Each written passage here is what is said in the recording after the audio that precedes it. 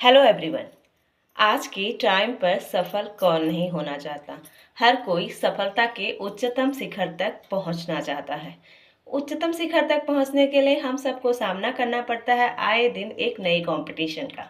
और उस कंपटीशन में सक्सेस होने के लिए हमारे अंदर कुछ इम्पोर्टेंस स्किल्स का होना बहुत ज़रूरी है। उन्हीं स्किल्स में एक इम्पोर्टेंस स्किल्स होता है इमोशनल इंटेलिजेंस का। तो आइए आज की वीडियो में डिस्कस करते हैं इमोशनल इंटेलिजेंस के बारे में। सबसे पहले समझते हैं कि इमोशनल इंटेलिजेंस होता क्या है। आप सभी ने आईक्यू का नाम सुना ही होगा, इंटेलिजेंस क्वोशेंट। वो होता है जहां आप अपनी लॉजिकल और रैशनल एबिलिटी को मेजर कर सकते हो। इसमें आपकी एकेडमिक परफॉर्मेंस, आपकी मेमोरी, ये चीज़ें मेजर होती हैं। ईआई के अंदर यानी कि इमोशनल इंटेलिजेंसी के अंदर आप मेजर करते हैं अपने फीलिंग्स को, अपनी थॉट्स को, अपने बिहेवियर को। इस डेफिनेशन से आप इतना तो समझ गए होंगे कि इसकी हमारी लाइफ में कितनी इम्पोर्टेंस है। तो आइए समझते हैं कि इमोशनल इंटेलिजेंस कहते किसे हैं।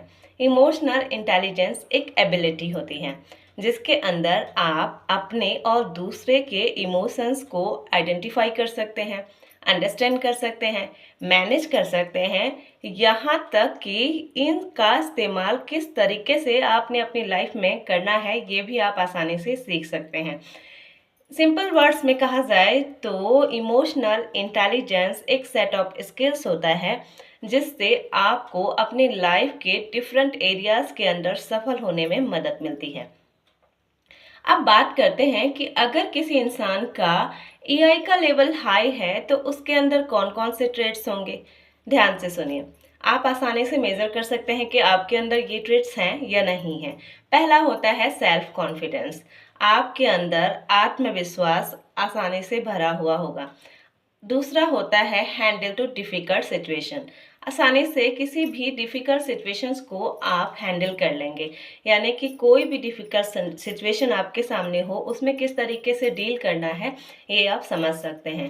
थर्ड पॉइंट होता है कंट्रोल्ड डिस्ट्रैक्शंस। जी हाँ, आप अपने डिस्ट्रैक्शंस को, जैसे आप कोई काम कर रहे हैं तो आप अपने डिस्ट्रैक्शंस को आसानी से क्या कर सकते हैं, कंट्रोल कर सकते हैं। आपके डिस्ट्रैक्शन आप पे हावी नहीं होते, बल्कि अगर कोई आपको डिस्ट्रैक्ट करता भी है तो ईजिली आप उस डिस्ट्रैक्शन से बाहर आ सकते हैं। फोर्थ होता है गेन रिस्पेक्ट। ऐसे लोगों को आसानी से समाज एंड फैमिली के अंदर बहुत अच्छी रिस्पेक्ट मिलती है। ये तो हो गए कुछ पॉइंट्स जिससे आप आइडेंटिफाई कर सकते हैं कि आपके अंदर इमोशनल इंटेलिजेंसी का लेवल कितना है। अब बात करते हैं इसके कंपोनेंट्स की। इसके जो कंपोनेंट्स होते हैं उस कंपोनेंट से आप आसानी से ये भी जान सकते हैं कि किस तरीके से आप ईआई को अपनी लाइफ में अडॉप्ट भी कर सकते हैं और मैनेज भी कर सकते हैं। पहला होता है सेल्फ अवेयरनेस। सेल्फ अवेयरनेस अपने और दूसरे की भावनाओं को समझना, किस तरीके से आपके इमोशंस आपके थॉट्स को क्रिएट करते हैं, इस बात को आसानी से समझा जा सकता है। नेक्स्ट होता है आप आइडेंटिफाई कर सकते हैं अपनी स्ट्रेंथ को और अपनी वीकनेस को। जब किसी भी इंसान को अपनी स्ट्रेंथ और अपनी वीकनेस का पता होता है तो क्या होता है कि वो अपनी वीकनेस को इम्प्रूव करता है और अपनी स्ट्रेंथ को और पावरफुल बनाता है, जिससे लाइफ में आगे बढ़ने में उसे काफ़ी मदद मिलती है। दूसरा होता है सेल्फ रेगुलेशन। सेल्फ रेगुलेशन जिसमें आप अपने इमोशंस को और दूसरों के इमोशंस को कंट्रोल करना जानते हैं। याद रखें कि हमारा जो इमोशंस होते हैं वो सिर्फ हम पे ही डिपेंड नहीं होता। आपने आसानी से कभी देखा होगा कोई भी सामने वाला जिस इमोशंस में होगा हम उसके इमोशंस को आसानी से कैरी कर लेते हैं। फॉर एग्जाम्पल, अगर दो लोगों के बीच फाइट हो रहा है तो अगर एक उसमें क्या करता है, एंगर का इमोशंस लेके आता है, गुस्से का इमोशन लेके आता है, एज वेल आपके पास भी आसानी से एंगर का इमोशंस आ जाता है। दैट्स वाज इसलिए इमोशंस डिपेंड करता है कि आपका जो इमोशंस है वो दूसरे के इमोशन से कहीं ना कहीं प्रभावित होता है।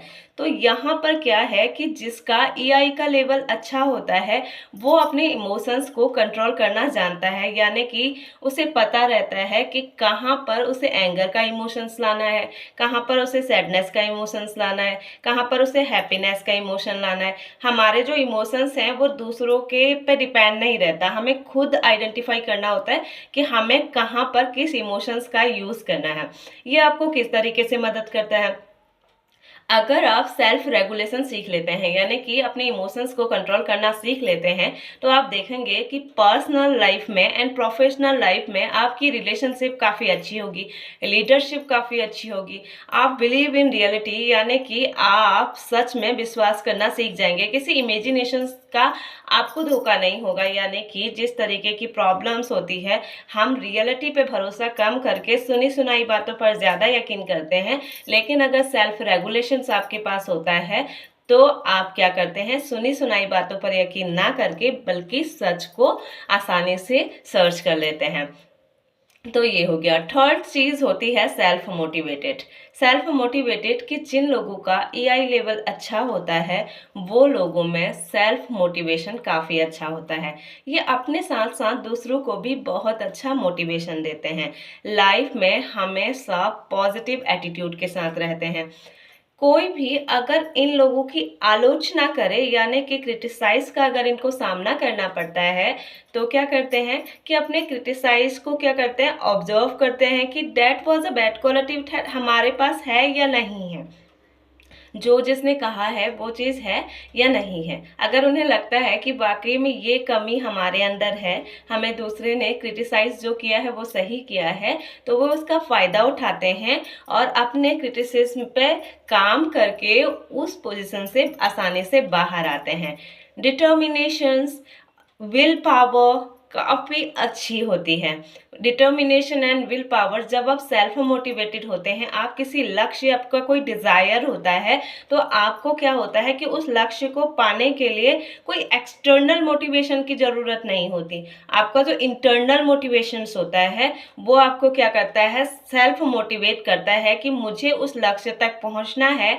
इसलिए ऐसे लोगों में विल पावर, डिटर्मिनेशंस, कुछ भी करने का जो जुनून होता है ना, वो आसानी से होता है। एम्पैथी, एम्पैथी को आप कैसे समझेंगे?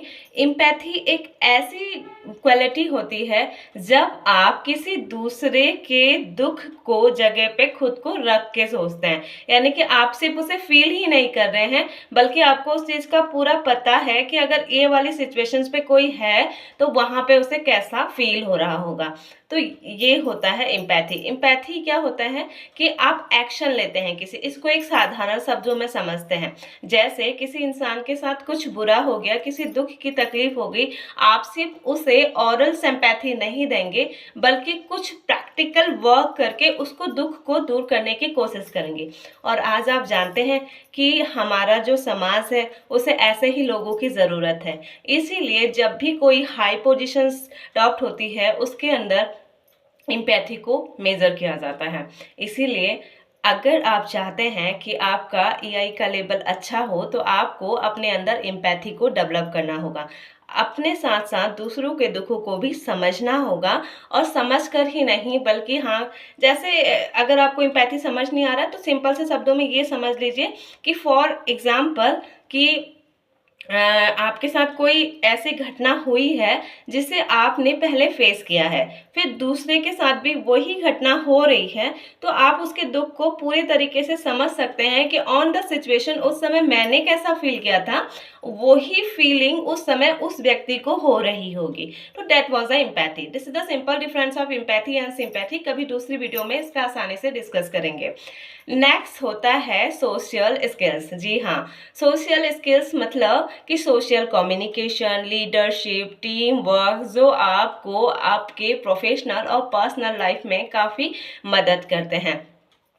तो क्या होता है कि जो लोग अपने ईआई का लेवल जिनका बेहतर होता है और जिन्हें बेहतर करना है, उन दोनों को ही जिन्हें बेहतर करना है उनके अपने अंदर सोशल स्किल्स को डेवलप करना होगा। जैसे कम्युनिकेशन स्किल्स, हम किसी दूसरे से किस तरीके से बात करते हैं। जिनका ईआई का लेवल हाई होता है वो आसानी से दूसरों से अपने काम करवा लेते हैं। उनका कम्युनिकेशन स्टाइल इतना अच्छा होता है कि कोई उनको मना ही नहीं कर पाता। फॉर एग्जाम्पल, आप किसी जॉब इंटरव्यू के लिए जा रहे हैं और आप लेट हो गए। टू पर्सन सेम कंडीशंस में हैं, यानी कि दो लोगों को ही लेट हो रखा है। गेट पर जो गार्ड होता है वो आपसे कहता है कि अंदर तो इंटरव्यू शुरू हो गया, अब आपको नहीं जाना है। जो आपके दूसरा है बंदा, वो काफ़ी हाइपर एक्टिविटी का है, तो एकदम से एंगर को करता है और कहता है कि कैसे नहीं आने दोगे, ये है वो है। जबकि दूसरा व्यक्ति जो है वो एकदम स्टे काम रह के उससे बात करके आसानी से उसको क्या कर सकता है, मना सकता है और आसानी से इंटरव्यू तक पहुंच सकता है। तो इन सब कंपोनेंट्स के ज़रिए आप समझ गए होंगे कि हमारे लिए इमोशनल इंटेलिजेंस की कितनी इम्पोर्टेंस है। तो प्लीज़, आपको अगर ये वीडियो पसंद आया हो, लाइक शेयर एंड सब्सक्राइब। आगे के वीडियो हम बात करेंगे एम्पैथी के बारे में, किस तरीके से एम्पैथी को डेवलप किया जाए और किस तरीके से एम्पैथी से आप अपनी लाइफ में सक्सेस हो सकते हैं। Thank you for watching this video.